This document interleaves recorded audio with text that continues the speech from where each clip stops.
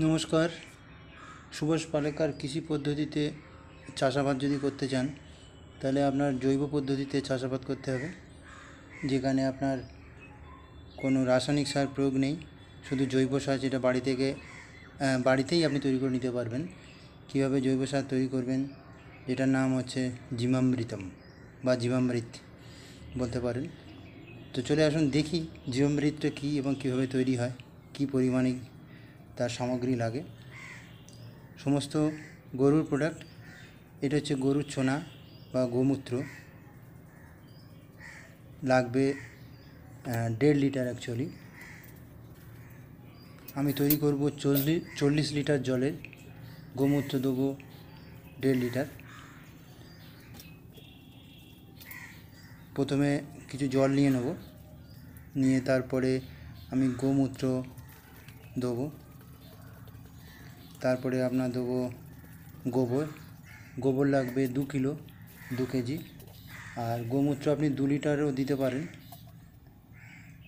যত পুরনো আপনার গোমূত্র হবে ততই ভালো। এটা আমি নিয়ে সংরক্ষণ করে রেখেছিলাম। কিছু নোংরা ছিল বলে আমি এটা ছেঁকে নিলাম। এইবার দেবো গোবর,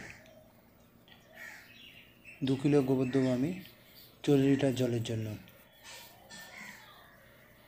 গোবরটা আমরা তরাই অঞ্চল বা নিচু বা সমতলে যারা আছি তাদের 7 দিন পুরনো হলে চলবে, আর যারা পাহাড়ি অঞ্চলে আছেন তাদের 15 দিন পর্যন্ত পুরনো হলেও আপনারা জীবামৃত তৈরির জন্য ব্যবহার করতে পারবেন।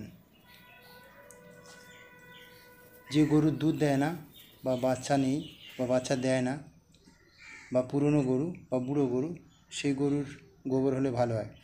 এটা নিলাম আমি মাটি নিলাম, যে মাটিটা কখনো বা কোথাও সার প্রয়োগ হয়নি, যেমন বড় বড় গাছের তলায়। আমি নিচে অশ্বত্থ গাছের তলা থেকে মাটি নিয়ে আমি এটা মিক্স করে দিচ্ছি। আপনি হাত দিয়ে করতে পারেন অথবা আপনি কোনো লাঠি দিয়ে এটা করে নিতে পারেন। যেহেতু আমার ওই বালতিতে একটু সমস্যা আছে, এই জন্য আমি হাত দিয়ে করে নিলাম। এবার আমি এখানে 2 লিটার জল আছে, জলেতে আমি দেবো বেসন। 40 লিটার জলের জন্য 200 গ্রাম বেসন প্রয়োগ করতে হবে। এই যে বোতল আছে, এই বোতলে আমি নিয়েছি রসগোল্লার রস।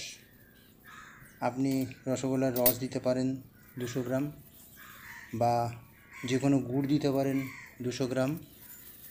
আরও কিছু জিনিস আছে, এই রসগোল্লার রসটা মিশিয়ে দিলাম, আমি শুধু রসগোল্লার রস দিলাম। আপনি ওর বদলে আপনি এই আখের গুঁড়ও দিতে পারেন, বদলে দিতে হবে, মানে রসগোল্লার রস দেবেন অথবা গুড় দেবেন। আর আপনার যদি বাগান থাকে, আম বাগান, তাহলে আপনি আমও দিতে পারেন 200 গ্রাম। যদি আপনার আখ থাকে তাহলে আখের রস দেবেন 700 গ্রাম, অথবা যদি গোটা আখ থাকে তাহলে 2 কিলো আখ কেটে দিতে হবে আপনাকে। আর যদি কলা বাগান থাকে তাহলে নিশ্চয়ই আপনার কলা থাকবে, ওই 200 গ্রাম কলা আপনাকে দিতে হবে, পাকা কলা। এটা আমি দিয়েছি, এটা কলাটা খারাপ হয়ে গেছে কিন্তু এর পুষ্টিগুণ আছে, তাই জন্য এই কলাটা দেবো আমি দেবো। আপনি দেবেন যে কোনো একটি দেবেন আপনি, হয় গুড় নাহলে রস, আখের রস আপনাকে 700 গ্রাম 750 গ্রাম দিতে হবে। নাহলে আপনার যে কোনো ফল, মিষ্টি জাতীয় ফলের দেবেন 200 গ্রাম, দিয়ে আপনাকে পাইল করে নিতে হবে। আমি পাইল করে নিলাম। এবার 40 লিটার জলে এটাকে মিক্স করে রাখবো। মিক্স করে রেখে আপনার 5-6 দিন এটাকে রেখে দেবো। তারপরে এটাকে প্রত্যেক দিন নাড়তে হবে। আমি কীভাবে নাড়তে আমি সমস্ত কিছু ভিডিওতে দেখিয়ে দেবো, অথবা ডেসক্রিপশানে ডিটেলসে লিখে দেবো, আপনারা দেখে নেবেন। ভিডিওটা দেখুন। এই যে মিক্স করে রেখেছিলাম গোবর, চোনা আর মাটি, সেটাকে মিক্স করে দিলাম এর মধ্যে। এবার এটাকে ভালো করে নাড়বো।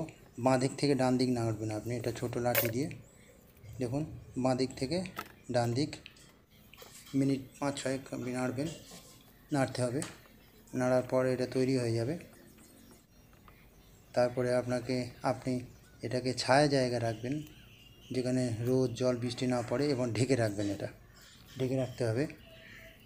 আমি ঢেকে রাখলাম এবং একটা পাথর বা একটা কাঠ চাপা দিয়ে রাখলাম ভারী কিছু। এরপর 5-6 দিন এইভাবে থাকতে হবে। তবে প্রত্যেক দিন সকালে এবং বিকেলে 2 টাইম এটাকে খুলতে হবে। খুলে 5 মিনিট ধরে এটাকে নাড়তে হবে, ওই বাঁ দিক থেকে ডান দিক 5 মিনিট করে নাড়তে হবে।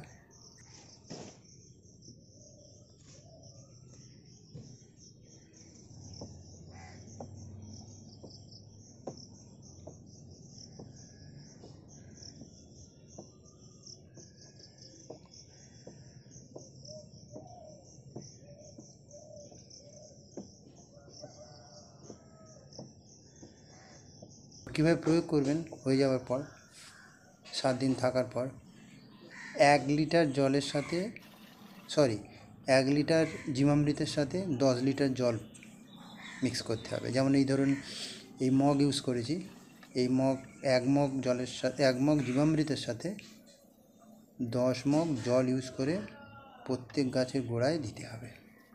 আমি দিচ্ছি দেখুন, এটা যেমন ঢ্যাঁড়স গাছ, একটা মাদাতে 3টে করে ঢ্যাঁড়স গাছ আছে, আমি মোটামুটি 1 লিটার করে দিচ্ছি একটা, বেশি দিলে ক্ষতি নেই। আর হাফ লিটারও দিতে পারেন, ছড়িয়েও দিতে পারেন, বা এইভাবে আপনি প্রত্যেক গাছের গোড়ায়ও দিতে পারবেন। জীবামৃত একটা অনবদ্য জৈব সার, যেটা খুব লাভদায়ক। আমি প্রায় 1 বছর ধরে ইউজ করছি, খুবই ভালো। আমার কোনো জমিতে কোনো রাসায়নিক সার নেই, সম্পূর্ণ জৈব সার ইউজ করছি।